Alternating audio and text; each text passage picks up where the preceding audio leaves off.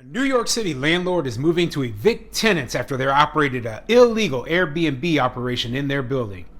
I'm Tony, and this is Real Estate Investing and Landlord News.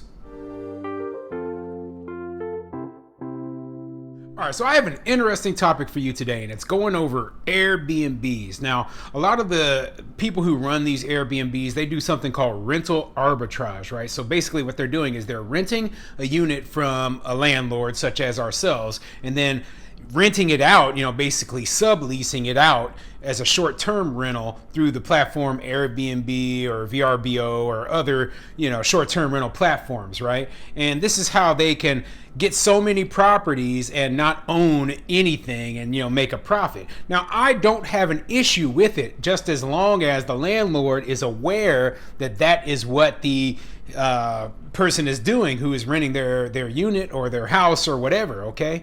Now, my issue comes when this person is doing this without asking the landlord, without, asking permission, without getting all of the, legal requirements done.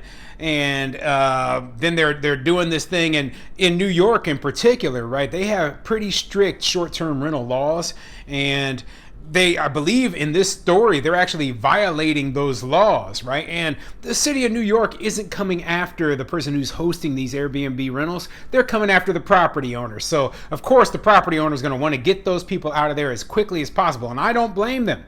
Okay, I have it written into my leases that, hey, you cannot sublease my unit. You cannot. Okay, that's written into the lease. I do not want people up in my house or my apartment or whatever who I don't have a written contract for. And that's the way I'm doing it. And a lot of landlords are very similar to me in that respect.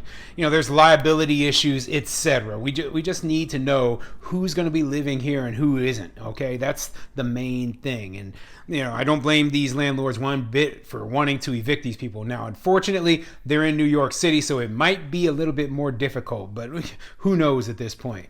So before I get into the article, go ahead, hit the like, subscribe button, maybe leave a comment down below. Let me know what you do in your situation, okay? Do you allow your tenants to rent out your units on, these short-term rental platforms such as Airbnb?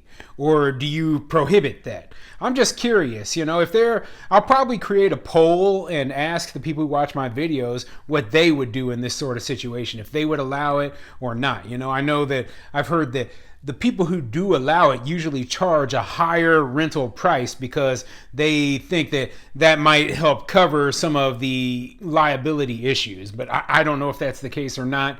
But, just leave a comment below and let me know what you really think. So this article is coming from commercialobserver.com, and it says, Brookfield sues 315 West 33rd Street tenants claiming illegal Airbnb operation.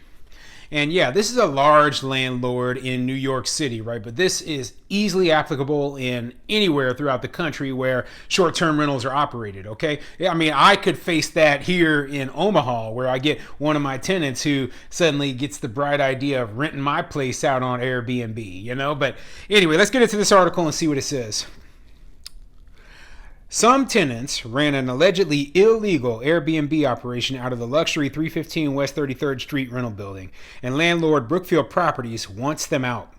Brookfield sued tenants Mei Wu, Rui Wang, Wei Xingping, Aaron Chan, and Hong Rui Xing on Friday. Oh, forgive me for butchering those names. After the group allegedly rented 9 apartments through Airbnb in the 333-unit Midtown West building dubbed the Olivia and refused to stop even after Brookfield found out, according to court documents.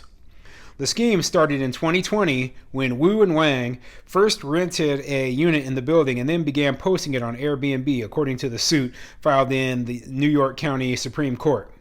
Brookfield learned the duo was running the operation in 2021 thanks to the smart lock company Latch, which showed strangers entering the unit for short-term stays. Yeah, and just imagine that here you are, you're this landlord, and you're renting these units out, and you're thinking, oh, okay, no problem. We're going to, have regular tenants in there, and just doing regular tenant stuff, and it's just this constant parade of new guests, basically treating your luxury condo project as a hotel. Now, I know I don't want my house to be treated like a hotel. You know how hotel guests are. They don't really give a crap in a lot of cases, and there could be issues with parties and, damage, etc. that I don't want to deal with. I already have enough issues with long-term tenants, and, the people who own their own houses and they rent out those homes on Airbnb or their own condos or whatever, that's a completely different story. But this is a situation where these people were renting these luxury condos and then, essentially subleasing them as short-term rentals. So, yeah, and they did not let the landlord know that what was going on or what they were doing, because the landlord wouldn't have allowed it.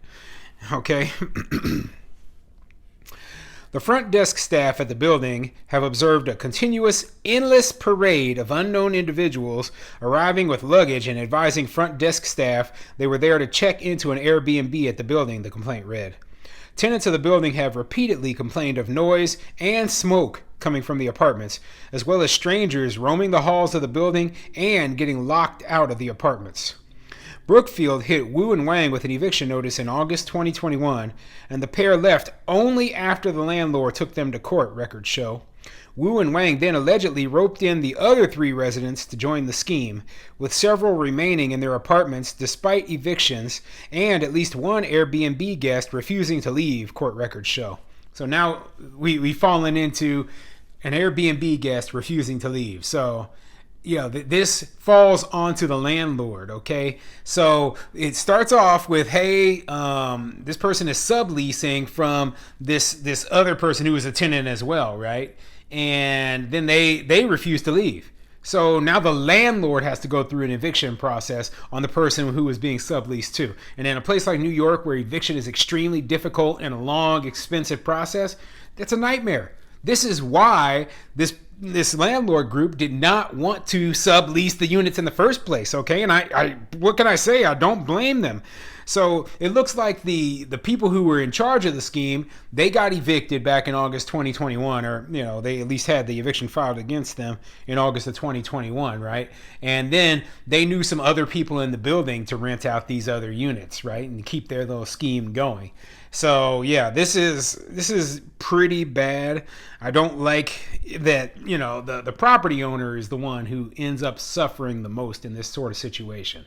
So, in my opinion, if you're going to operate an Airbnb and, to keep things the least complicated, you should operate only in a property that you own, right? And even if you do own it and it's like a condo and the condo doesn't permit, units to be rented out or sublet or whatever, right? Then you can't do that.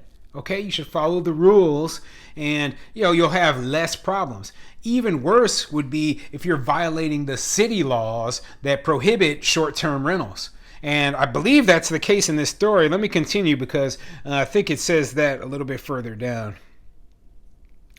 It's unclear how much money the group brought in, but an apartment building in the building posted on Airbnb fetches a whopping $528 a night, according to the listing. Rental units in the property range from $4,100 per month for a studio to $8,000 per month for a 2-bedroom, according to StreetEasy. Brookfield asked a judge to bar the group from continuing to rent the apartments in the building and pony up more than $70,000 in back rent and legal fees, with Brookfield claiming Chan and Zeng owe a combined $20,000 in skipped rent alone, the suit said. Airbnb and an attorney for the 5 residents did not immediately respond to requests for comment. Brookfield and its lawyer declined to comment. But Brookfield could be on the hook for fines, not just missed rent, according to the filing, because New York City has been cracking down on illegal Airbnb listings for the past few years. In 2018, the city sued the owner of 7 Hell's Kitchen buildings for failing to stop an illegal Airbnb operation even though landlord Maxine Gilbert claimed she didn't know the rentals were happening and in violation of state law, which prohibits renting out an apartment for less than 30 days in most cases. So yeah, the the owners, the landlords could be on the hook for fines from the city, even if they didn't know that the units were being rented out. So in this case, they actually did know. They filed for eviction immediately, and hopefully, we never know with these bureaucratic nightmare cities like New York, but we never know. They could end up still getting fined and punished for something that was 100% out of their control. Okay, so that is awful. It is a fact, though. Now, imagine you're one of the other tenants in this building, right? You're renting this luxury apartment building for $8,000 a month for your unit. That's not cheap, okay? And I imagine that the people who live there, they don't want a parade of strangers coming in every other day, smoking weed and, being loud in the middle of the night, etc., when they're just trying to enjoy their luxury accommodations. So that kind of thing, with these short-term renters coming in and out is actually scaring away your long-term renters on top of that. That's another reason why they just had to get these people out of there, okay? And this is a good case study of why a lot of people just don't like these short-term rentals. Now, I don't have any issues with them. I do believe, like I said before, you should own the property where it's taking place, and you should have the right to rent your property out as you see fit. Now, if there are issues with parties or anything, right, then that is a topic that's a different topic. That's different from this, okay? That's, talking about the problems with these short-term rentals. But you know what? This issue mainly has to do with the landlord having a right to know what's going on in his property and who lives there.